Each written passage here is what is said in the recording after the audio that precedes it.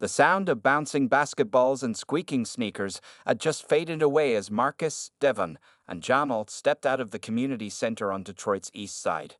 The autumn sky had turned dark gray, threatening to pour at any moment. The three 16-year-old boys had been best friends since elementary school, bonded by their love for basketball and their shared dreams of making it big someday. Marcus, the tallest of the three, pulled his hoodie over his head as the first drops of rain began to fall. He was known in the neighborhood as the responsible one, always looking out for others and fixing things. His father, a mechanic, had taught him everything about cars since he was young enough to hold a wrench. Devon walked in the middle, his bright red basketball tucked under his arm. He was the comedian of the group, always ready with a joke to lighten any situation. Despite his playful nature, he had a sharp mind and was top of their class in mathematics. Jamal, slightly shorter than his friends but built like a football player, walked on the other side. He was the practical one, always thinking 3 steps ahead and making sure they stayed out of trouble in their sometimes rough neighborhood. "Man, Coach Williams really worked us hard today," Devon complained, rubbing his shoulder. "My arms feel like they're gonna fall off." "That's because you spend half the practice trying to show off your new moves instead of doing the drills properly," Jamal teased, dodging a playful punch from Devon. Marcus laughed at his friend's antics, but his attention was suddenly drawn to something unusual up ahead. Through the increasing rainfall, he spotted a luxury car, a Rolls-Royce Ghost, pulled over on the side of Jefferson Avenue. The car stood out like a sore thumb in their neighborhood, where most people drove used cars or took the bus. "Hey, guys, look at that," Marcus said, pointing toward the expensive vehicle. As they got closer, they could see an elderly white man in an expensive suit, standing beside the car with a frustrated expression on his face. He was holding an umbrella in one hand and a phone in the other, looking completely out of place. "Looks like he's got a flat," Marcus observed, noticing the car's awkward tilt to one side. "We should see if he needs help." Devon and Jamal exchanged glances. They had been taught to be careful around strangers, especially in situations that seemed unusual, but they also knew Marcus was right. It wasn't safe for anyone to be stranded in their neighborhood as it was getting dark. "Are you sure, man?" Jamal asked, always the cautious one. "That car probably costs more than all our houses combined." "My dad always says that helping others is what makes a community strong," Marcus replied, already walking toward the stranded vehicle. His friends followed, sharing his sentiment but still slightly nervous. The rain was coming down harder now, and the elderly man looked up as the 3 teenagers approached. They could see a flash of uncertainty cross his face, and his hand tightened slightly on his phone. The boys had experienced these kinds of reactions before and knew how to handle them. Marcus raised his hand in a friendly wave and called out, "Excuse me, sir. We noticed you have a flat tire. Would you like some help?" The man hesitated for a moment, studying the 3 young men before him. They were still in their basketball practice clothes. Marcus in his gray hoodie, Devon wearing his favorite Bulls jersey under a light jacket, and Jamal in his school-team shirt. Despite their casual appearance, their sincere expressions and polite approach seemed to put him at ease. "Oh, yes," the man finally responded, his voice carrying a slight British accent. "I've been trying to contact my driver, but he's stuck in traffic on the other side of town. I must admit, I'm not very experienced with this sort of situation." "No worries, sir," Marcus said confidently. "I help my dad fix cars all the time. We can change that tire for you in no time." He turned to his friends. "Devon, Jamal, you guys mind helping out?" "Of course not," they responded almost in unison, already moving toward the car. The rain continued to fall steadily as the 3 friends prepared to help the mysterious wealthy man, not knowing that this simple act of kindness was about to change their lives forever. They were just doing what their parents had taught them, helping someone in need, regardless of who they were or what they looked like. The rain showed no signs of letting up as Marcus took charge of the situation. He politely asked the elderly man to open the trunk of his Rolls-Royce, where they found a spare tire and a high-end car jack that looked like it had never been used. The man introduced himself as Thomas Richardson while watching the boys with growing interest. "Devon, could you hold the umbrella for Mr. Richardson?" Marcus asked, not wanting the elderly man to get soaked. "Jamal, help me with the jack." The boys moved with purpose, each taking their assigned roles without complaint despite being drenched themselves. As Marcus began setting up the jack, Mr. Richardson cleared his throat, I must say, I'm quite impressed by your organization. Have you done this before? Yes, sir, Marcus replied, carefully positioning the jack under the car's frame. My dad owns Johnson's Auto Repair on East Warren Avenue. I've been helping him since I was little. He paused to wipe the rain from his eyes. Jamal, can you grab the lug wrench? Mr. Richardson watched in amazement as the three teenagers worked together seamlessly. Devon, while holding the umbrella, kept the mood light with his jokes. Hey, Mr. Richardson, what did the tire say to the road? He grinned. Nice to meet you. I really like you. The elderly man couldn't help but chuckle, his earlier apprehension completely forgotten. He noticed how Jamal anticipated Marcus's needs, handing him tools before being asked, while Devon made sure everyone stayed in good spirits despite the miserable weather. You know, Mr. Richardson said, I have a roadside assistance service I could have called, but they estimated a 2-hour wait. He shook his head. I was beginning to worry about missing my meeting. No one should have to wait that long in the rain, sir, Jamal replied respectfully. Besides, it's not safe to be stranded around here after dark. As they worked, Mr. Richardson learned more about the boys. Devon shared their dreams of going to college, though he admitted the costs seemed overwhelming. Jamal talked about their basketball team and how they practiced extra hours hoping to earn sports scholarships. Marcus remained focused on the tire but occasionally added to the conversation, mentioning how his father had taught him the value of honest work. The job wasn't without its challenges. The lug nuts were extremely tight, requiring all three boys to work together to loosen them. When they finally got the flat tire off, they discovered it had been punctured by a large nail. That's some bad luck, sir, Marcus said, examining the damage. But the spare will get you where you need to go. Just don't drive too fast on it. Mr. Richardson nodded, clearly impressed by Marcus's knowledge. He reached for his wallet. Please, let me compensate you for your time and effort. You've saved my evening. The three friends exchanged glances before Marcus spoke up. No thank you, sir. We didn't help you for money. Our parents taught us that helping others is just the right thing to do. Yeah, Devon added with a smile. Consider it our contribution to making the world a little better. Mr. Richardson seemed stunned by their refusal. He looked at each boy in turn, noting their soaked clothes and genuine smiles. Young men, your parents must be very proud. This kind of integrity is rare these days. After ensuring the spare tire was properly secured, the boys helped clean up the tools and return them to the trunk. Mr. Richardson insisted on taking their names and the name of their school, saying he wanted to write a letter to their parents about their son's kindness. As the Rolls-Royce pulled away, the three friends started their walk home, not realizing they were being watched through the car's rearview mirror. Mr. Richardson pulled out his phone and made a call. James, he said to his assistant, cancel my remaining meetings for today. I need you to gather some information for me about 3 remarkable young men I just met.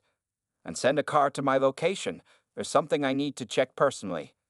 The boys continued their walk home, soaked but satisfied with helping someone in need. They had no idea that their simple act of kindness had set in motion events that would transform not only their lives but their entire community. Later that evening, Marcus, Devon, and Jamal sat in Marcus's living room, their wet clothes replaced with dry ones they kept at each other's houses for sleepover emergencies. Mrs. Johnson, Marcus's mother, had insisted the boys stay for dinner after hearing about their good deed in the rain. The smell of her famous chicken pot pie filled the house as they worked on their homework. I still can't believe we helped fix a flat tire on a Rolls-Royce, Devon said, looking up from his math textbook. Did you see the interior through the window? Those seats probably cost more than my whole house. Jamal nodded while typing on his laptop. What I can't believe is that a billionaire was just stranded in our neighborhood. I looked him up. Thomas Richardson is the CEO of Rick Tech Solutions. The company's worth billions. Marcus's father, Robert Johnson, walked into the living room, wiping his hands on a shop towel. He had just finished closing up his auto repair shop for the day. You boys did good today, he said with pride. It's not about who you're helping or what they're worth. It's about doing the right thing. That's exactly what we told Mr. Richardson when he tried to pay us. Marcus replied, smiling at his father. The older man nodded approvingly. Mrs. Johnson called them all to dinner, and as they gathered around the table, conversation continued. The boys described every detail of their encounter, from the expensive suit Mr. Richardson wore to the high-tech tools in his car's trunk. He seemed really surprised that we didn't want any money, Devon commented, helping himself to a second serving of pot pie. Sometimes the richest people aren't used to genuine kindness, Mrs. Johnson observed wisely. They're often surrounded by people who want something from them. Just then, Marcus's phone buzzed with a news alert. His eyes widened as he read the screen. Guys, look at this. Mr. Richardson just announced that his company is planning to open a new tech center in Detroit. They're talking about bringing thousands of jobs to the city. That's great news for the community, Mr. Johnson said. This area could use more good jobs. As the evening wore on, the boys finished their homework and set up their usual sleeping bags in Marcus's room. They had been having Friday night sleepovers since middle school, taking turns at each other's houses. It was their tradition to stay up late talking about their dreams and plans for the future. You know what? Jamal said, staring at the ceiling. Meeting Mr. Richardson made me realize something. Success isn't just about having money. Did you notice how he treated us with respect once he saw we were there to help? Devon propped himself up on his elbow. Yeah, and he actually listened when we talked about our families and school. Most rich people wouldn't care about kids from this neighborhood. Marcus was quiet for a moment before speaking. Maybe that's why he's successful. My dad always says that treating people right is just as important as being good at business. The conversation was interrupted by the sound of Marcus's phone ringing. It was his father calling from downstairs, his voice unusually excited. Marcus, come down here. All three of you boys need to see this. The teenagers hurried downstairs to find Mr. and Mrs. Johnson staring at their laptop screen. On it was an email from Thomas Richardson's office, thanking the boys for their help and requesting a meeting with them and their families the following morning. It says he wants to discuss an opportunity that could benefit both the boys and the community. Mrs. Johnson read aloud, her voice trembling slightly. The three friends looked at each other, a mix of excitement and nervousness on their faces. None of them could have imagined that changing a flat tire would lead to this moment. Whatever happens tomorrow, Mr. Johnson said, looking at each boy in turn, remember that you earned this opportunity through your character and willingness to help others. That's something money can't buy. As they headed back upstairs, the boys were too excited to sleep. They spent hours speculating about what Mr. Richardson might want to discuss, their minds filled with possibilities. Little did they know, their lives were about to change in ways they couldn't imagine, all because they chose to help a stranger in the rain. The next morning dawned bright and clear, a stark contrast to yesterday's rain. The Johnson household was already buzzing with activity by 7 a.m. Mrs. Johnson had woken up early to prepare a special breakfast, while the three boys took turns showering and getting dressed in their best clothes. Mom, have you seen my blue tie? Marcus called down the stairs, frantically searching through his closet. The one Grandma gave me for graduation. It's hanging on the laundry room door, honey, she replied, flipping another batch of pancakes. The smell of bacon and coffee filled the house. Devon stood in front of the hallway mirror, attempting to tie his own tie for the third time. His hands were shaking slightly from nervousness. Man, I wish my parents could be here, he said. Both his mother and father worked early morning shifts and couldn't get time off on such short notice. Don't worry, Mr. Johnson assured him, stepping in to help with the tie. We recorded a video call with them last night, and Mr. Richardson's office said they can join the meeting virtually. Jamal sat at the kitchen table, already dressed in his church suit, typing on his phone. My mom's on her way, he announced. She got someone to cover her nursing shift. Just as Mrs. Johnson was setting the last plate of pancakes on the table, a sleek black SUV pulled up outside their house. The boys rushed to the window, their breakfast forgotten. Two men in dark suits stepped out and approached the front door. The doorbell rang, causing everyone to freeze for a moment. Mr. Johnson straightened his tie and went to answer it. Good morning, the taller of the two men said, showing an ID badge. I'm James Peterson, Mr. Richardson's executive assistant, and this is Michael Torres, head of security. We're here to escort you to the meeting.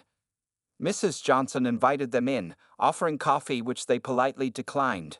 James Peterson looked around at the nervous faces and smiled warmly. Please, everyone relax, he said. Mr. Richardson was very impressed by your sons yesterday. He's looking forward to meeting everyone properly. Michael Torres spoke up, his voice surprisingly gentle for such a large man. We have 2 vehicles waiting. The boys and Mr. and Mrs. Johnson can ride in the first car, and we'll wait for Mrs. Williams to arrive to take her in the second car." As if on cue, Jamal's mother's car pulled up outside. She hurried in, already dressed in her best outfit, having changed at the hospital before leaving. The next few minutes were a blur of activity as everyone gathered their things and headed out to the vehicles. The boys couldn't help but stare at the luxurious SUVs. They were even nicer than Mr. Richardson's car from yesterday. Inside the first SUV, the leather seats were soft and comfortable, and there was a small refrigerator stocked with water and sodas. Devon whistled low under his breath. "This is like something out of a movie," he whispered to Marcus, who nodded in agreement. As they drove through the city, James Peterson explained that they were heading to the Renaissance Center, where Mr. Richardson had his Detroit offices. The boys watched through tinted windows as their familiar neighborhood streets gave way to the gleaming downtown buildings. "Mr. Richardson has cleared his entire morning schedule for this meeting," James continued. He was quite insistent about that. Mrs. Johnson squeezed Marcus's hand. "Whatever happens, we're proud of you boys," she said softly. The SUVs pulled into an underground parking garage, where they were met by more security personnel. As they stepped out of the vehicles, the boys could feel their hearts pounding. Everything felt surreal. The elegant surroundings, the professional security team, the important-looking people hurrying past them in business attire. They were led to a private elevator, which shot up smoothly to the top floor. The doors opened to reveal a stunning view of the Detroit River through floor-to-ceiling windows. A receptionist greeted them with a warm smile and gestured toward a large conference room. "Mr. Richardson will be with you shortly," James announced, opening the door for them. As they filed into the impressive room, the 3 friends exchanged glances. Just 24 hours ago, they had been playing basketball at their community center. Now they were about to meet with one of the country's most successful businessmen. Whatever was about to happen, they knew their lives would never be the same. The conference room was unlike anything the boys had ever seen. A long mahogany table dominated the space, and the Detroit skyline stretched out behind a massive window. Fresh fruit, pastries, and coffee had been arranged at one end of the table, though everyone was too nervous to eat. The wait wasn't long. Within minutes, Thomas Richardson walked in, dressed in a perfectly tailored gray suit. He looked different from yesterday, more polished and professional, but his warm smile was the same. Behind him came several people carrying laptops and folders. "Good morning, everyone," Mr. Richardson said cheerfully. "I hope those cars I sent were comfortable. Marcus, Devon, Jamal. Good to see you again under drier circumstances." The boy smiled nervously as Mr. Richardson shook hands with each parent. He then gestured for everyone to sit down, taking his place at the head of the table. Devon's parents appeared on a large screen mounted on the wall, connected through video call. "First," Mr. Richardson began, "I want to tell your parents what remarkable young men they've raised. Yesterday, when my car got a flat tire in an unfamiliar neighborhood, these 3 boys didn't hesitate to help a complete stranger. They worked efficiently, refused payment, and showed exceptional character." The parents beamed with pride as Mr. Richardson continued.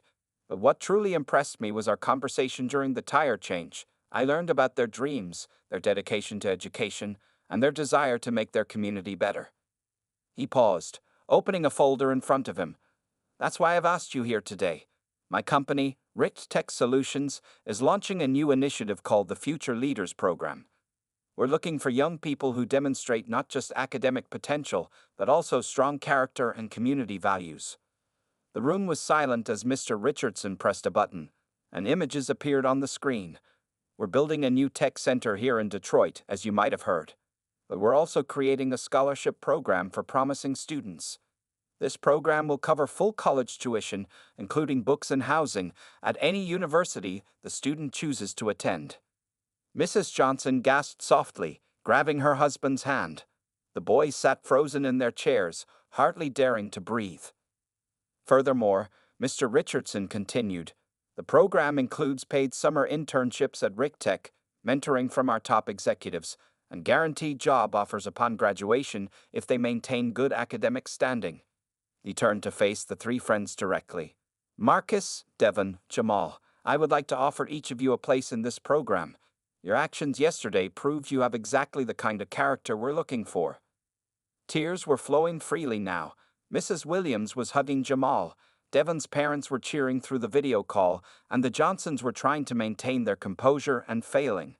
But Mr. Richardson wasn't finished. "There's more," he said, pulling out more documents. "We've reviewed the resumes your parents provided. Mr. Johnson, we'd like to partner with your auto repair shop to service our company vehicles. Mrs. Williams, our medical technology division has a nursing leadership position that would be perfect for your experience. And Devon's parents, we have positions in our administrative and security departments that match your backgrounds." The room erupted in emotion. Dreams that had seemed impossible just yesterday were suddenly becoming reality. Marcus, Devon, and Jamal looked at each other in disbelief, their eyes wide with shock and joy. "Sir," Marcus finally managed to say, his voice shaking slightly, "this is incredible. But why us?" Mr. Richardson's expression grew serious. "Because you three represent everything we need in future leaders. You showed integrity, teamwork, and kindness without expecting anything in return. You demonstrated skills and knowledge but remained humble. Most importantly, you showed concern for your community." He stood up, looking at each person in the room. "This isn't charity, it's an investment. An investment in three young men who I believe will help shape the future of this city and maybe even this country." As the meeting continued with discussions of details and paperwork, the three friends sat in stunned silence.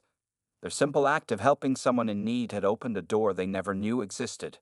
Their dreams of college, which had seemed so distant just yesterday, were now within reach. But more than that, they had the chance to make a real difference in their community. The rain from yesterday had indeed brought something unexpected.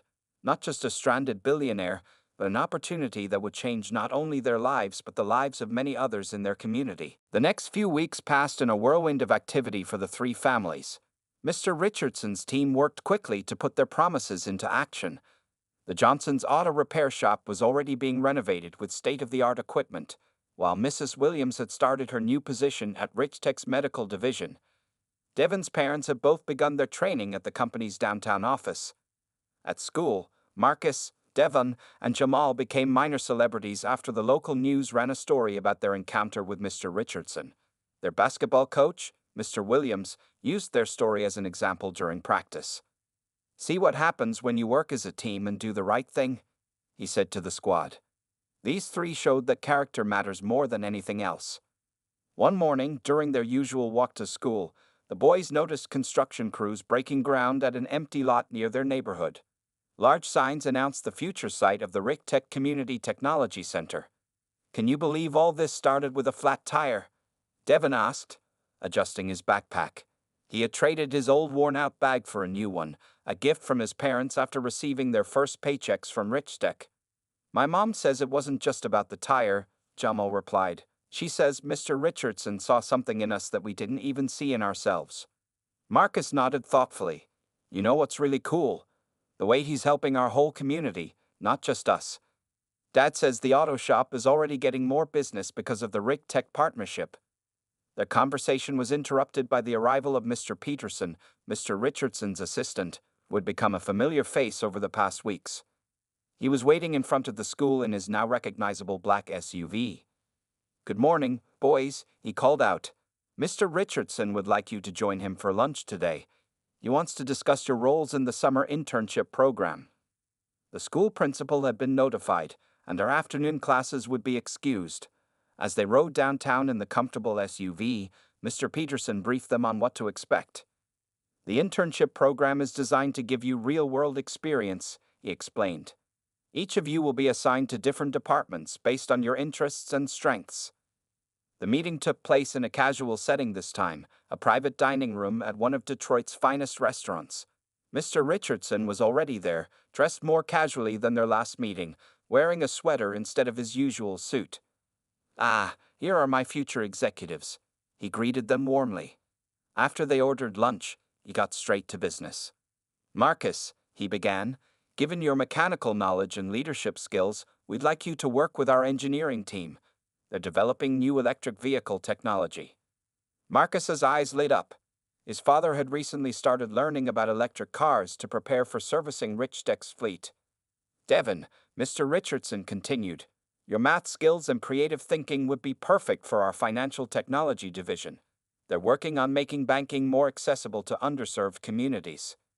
Devin sat up straighter, already excited about the possibility. "And Jamal," Mr. Richardson smiled, "your practical nature and strategic thinking make you ideal for our community development team. They're planning more projects like the Technology Center." As they ate, Mr. Richardson shared more details about the summer program. They would each have mentors, attend leadership workshops, and participate in community service projects. "But here's what I really wanted to discuss," he said, becoming serious. "I don't just want you to work for Richtech. I want you to help shape its future. The perspective you bring from your community is valuable." He explained how their input would help guide the company's community initiatives. They would be part of a youth advisory board, giving voice to the needs and ideas of young people in their neighborhood. "This isn't just about giving you opportunities," Mr. Richardson explained. "It's about creating a pipeline of talent from communities that have been overlooked for too long." As the boys listened, they felt the weight of responsibility settling on their shoulders. This was bigger than just their individual success. They had the chance to help open doors for others. "Remember," Mr. Richardson said as the meeting concluded, "that rainy day showed me your potential. Now it's time to show everyone else what you can do." The boys left the restaurant that day with full hearts and clear purposes.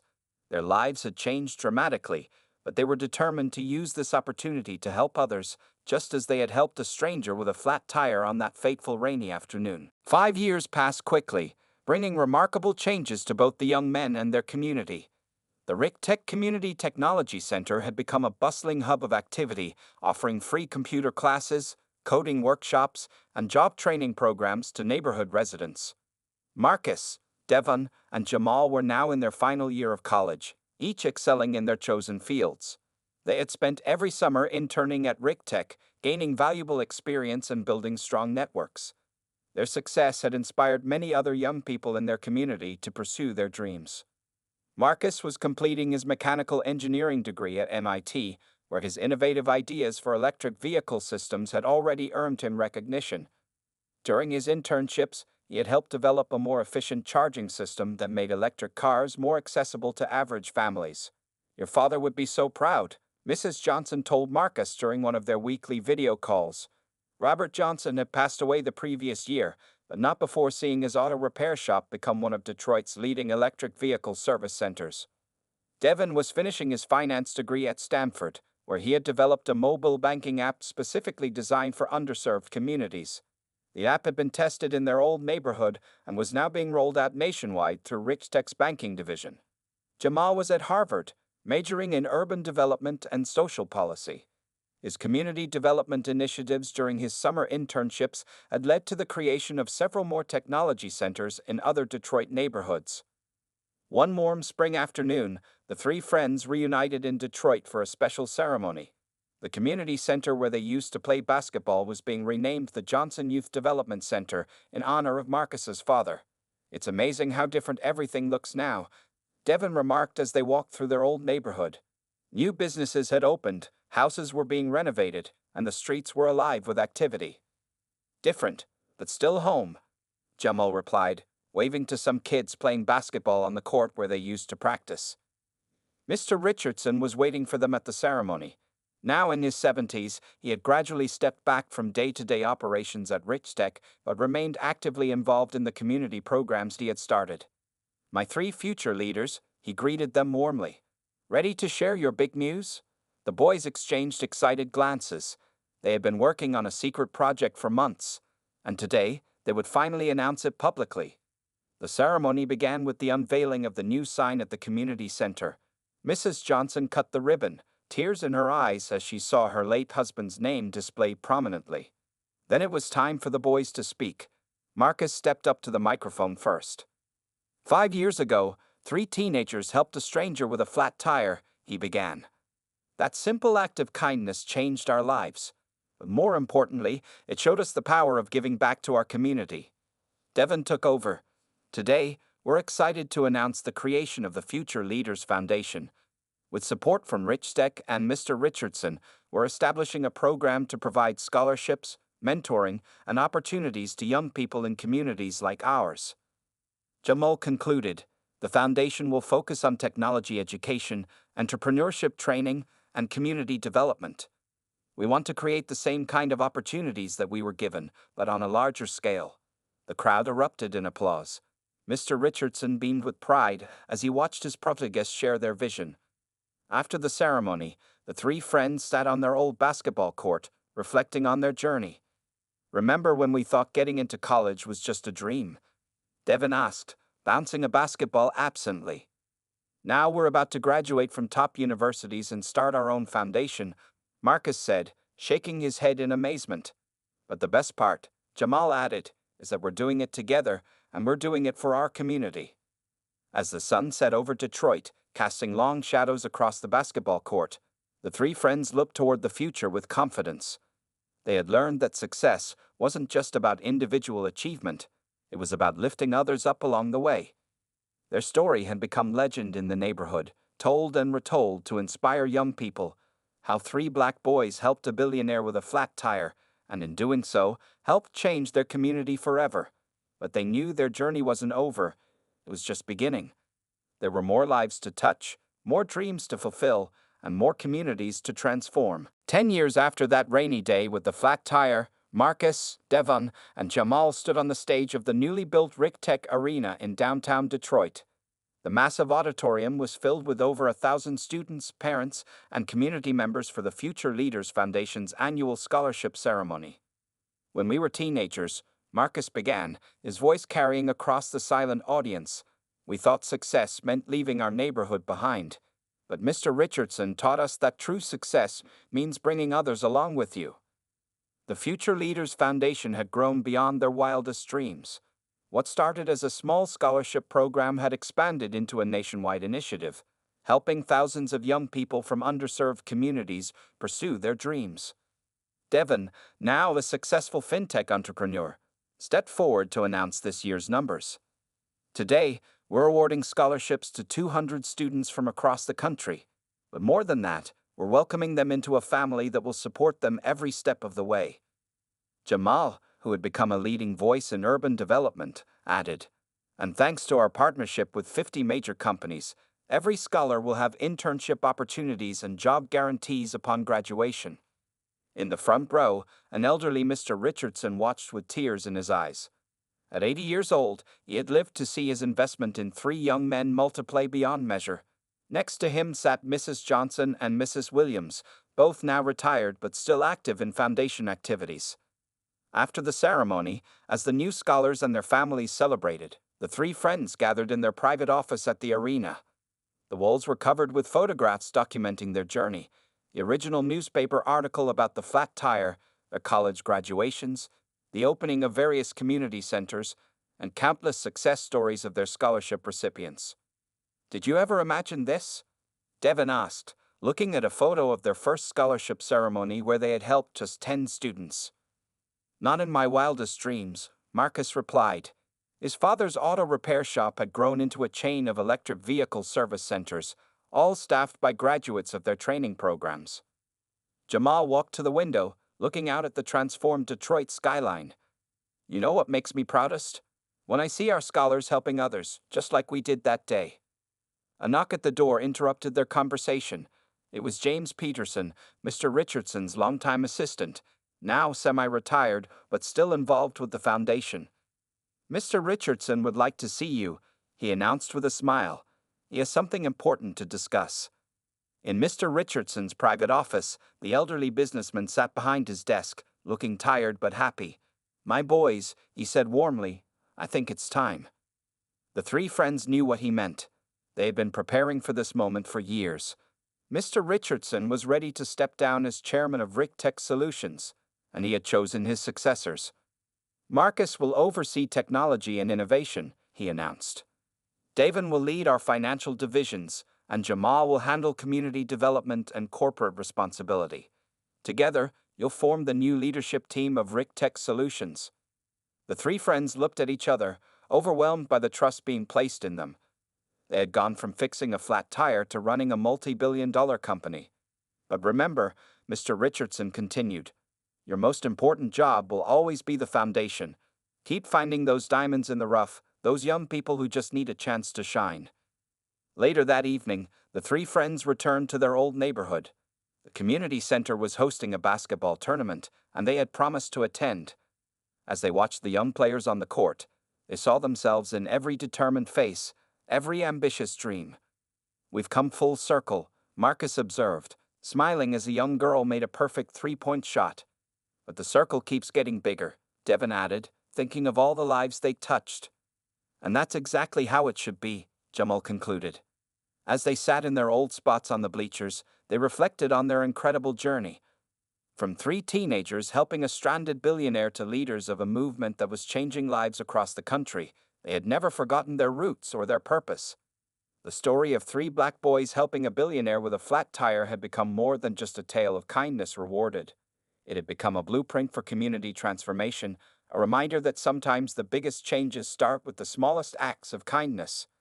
And somewhere in Detroit that night, perhaps another group of teenagers was making a choice to help someone in need, not knowing that their simple act of kindness might just change the world.